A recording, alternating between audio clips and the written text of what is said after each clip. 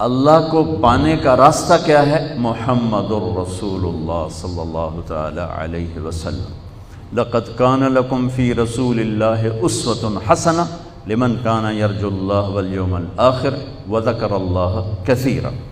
یہ عجب آیت ہے۔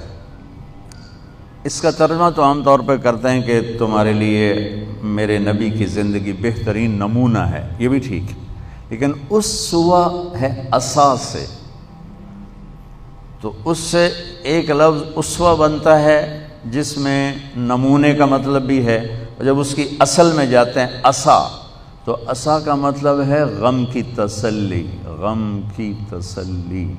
آج پوری دنیا جو دکھوں میں اور غموں میں ہے، تو میرا اللہ پیغام دے رہا ہے میرے نبی کی زندگی اختیار کرو، اللہ تمہارے سارے غم دور کر دے گا۔ پیسہ آنے سے دور نہیں ہوتے، بہت بڑا تم فرید صاحب کی طرح وی سی بن جاؤ، اس سے دکھ درد دور نہیں ہوتے۔ یہ اللہ کے رسول کے در پر جھکنے سے کیا خوبصورت ہے۔ لقد بات ہے ہی اور ہے ہی نہیں، لقد کان لکم، اور اللہ تعالیٰ کہہ رہا ہے یہ صرف تمہارے لیے میں کہہ رہا ہوں، اسپیشل تمہیں کہہ رہا ہوں کہ میرے نبی کی زندگی اپناؤ، تمہارے غموں کی تسلی، لفظ اسوہ، تمہارے غموں کی تسلی، تمہارے دکھ درد دور ہوں، چونکہ جب تم میرے نبی کے طریقے پر آؤ گے میں تم سے پیار کروں گا، اور جب میں تم سے پیار کروں گا تو تمہارے راستے کھولوں گا۔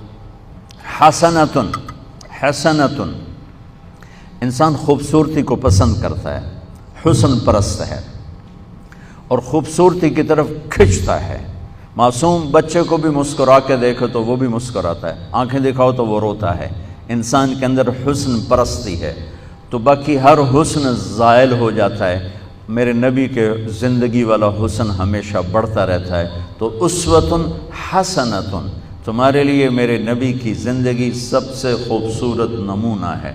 اس لیے اللہ نے اپنے حبیب کو بنایا بھی خوبصورت۔ حضرت عائشہ فرماتی تھیں کہ یوسف علیہ السلام کو دیکھ کر عورتوں نے ہاتھ کاٹ لیے، اگر میرے محبوب کو دیکھتی تو دل پہ چھریاں چلا کے بیٹھ جاتی۔ اللہ نے آپ کو اتنا حسین بنایا تھا۔ اللہ تک پہنچنے کا ذریعہ ہے جناب رسول اللہ صلی اللہ تعالی علیہ وسلم، اور اللہ تک جانے کا راستہ ہی کوئی نہیں۔ لو استفتحونی کل باب وجاؤنی من کل طریق لا افتح علیہم الا ان یکونوا وراءک۔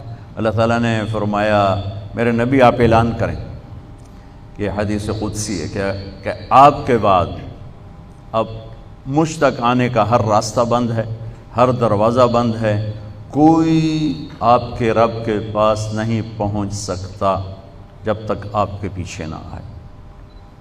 اور اللہ کو راضی کرنے پر ہی ہماری زندگی کی تکمیل اور کامیابی ہے۔ اگر اللہ کو کھو دیا تو سب کچھ کھو دیا۔ یا ابن آدم اطلبنی تجدنی، میرے بندے جو مرضی کام کرنا ہے کر، پر میری طلب میں رہ، میری تلاش میں رہ۔ فإن وجدتنی وجدت کل شیء، اگر تو نے مجھے پا لیا تو نے سب کچھ پا لیا۔ وإن فتنی فاتک کل شیء، اگر تو نے مجھے کھو دیا تو تم نے سب کچھ کھو دیا۔ وَأَنَا خَيْرٌ لَكَ مِن كُلِّ شَيْءٍ، اور میں تیرے لیے ہر چیز سے بہتر ہوں۔ وَرِضْوَانٌ مِّنَ اللَّهِ أَكْبَرُ، اور اللہ کا راضی ہو جانا سب سے بڑی دولت۔ یا ابن آدم لی علیک فریضہ وَلَكَ عَلَيَّ رِزْقُ، میرے بندے ایک کام میرے ذمہ ہے تجھے روٹی کھلانا، ایک کام تیرے ذمہ ہے اپنے رب کی اطاعت کر کے چلنا۔ یہ اللہ کو پا لینا ہماری معراج ہے، ہماری کامیابی ہے، ہمارا آنے کا مقصد پورا ہو گیا۔ اللہ کو کھو کر گم کر کے کسی نے کچھ نہیں پایا، وہ ساری دنیا کا مالک بن جائے، بادشاہ بن جائے۔ سکندر اعظم نے بابل میں جب موت نے جھٹکا دیا تو ایک آہ بھری اور کہا کوئی ہے جو مجھ سے میری ساری حکومت لے لے اور مجھے اتنے دن مہلت دے دے کہ میں مقدونیہ جا کے مرنا چاہتا ہوں۔ اور ساری دنیا کو فتح کر کے یہ حسرت لے کر بابل میں ہی مرا، اور اس کے تابوت کو اسکندریہ لے گئے، مختلف قول ہیں، وہاں جا کے دفن کیا گیا۔ تو میرے عزیزو، اپنی منزل، اپنے اس طریق زندگی میں اللہ کو اپنی منزل بناؤ۔ اللہ کہ یا اللہ تو مل جائے، تو مل جائے۔